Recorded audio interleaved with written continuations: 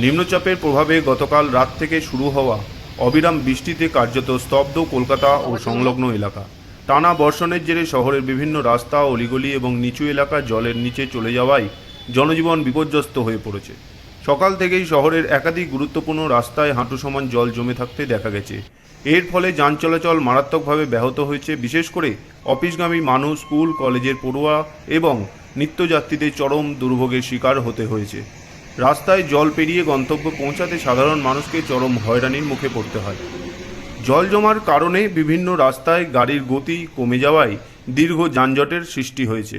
গণপরিবহন পেতেও যাত্রীদের দীর্ঘক্ষণ দাঁড়িয়ে থাকতে হচ্ছে। বারবার জল জমার ঘটনার নিকাশি ব্যবস্থার দুর্বলতা আরও প্রকাশ্যে এসেছে।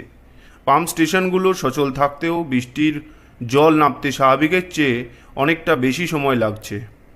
আবহাওয়া দপ্তর পূর্বাভাস অনুযায়ী আগামী কয়েক ঘন্টা বৃষ্টির তীব্রতা বজায় থাকতে পারে। পরিস্থিতি সামাল দিতে পুরসভার নিকাশি বিভাগের কর্মীরা বিভিন্ন এলাকায় পাম্পের মাধ্যমে জল সরানোর কাজ চালিয়ে যাচ্ছেন।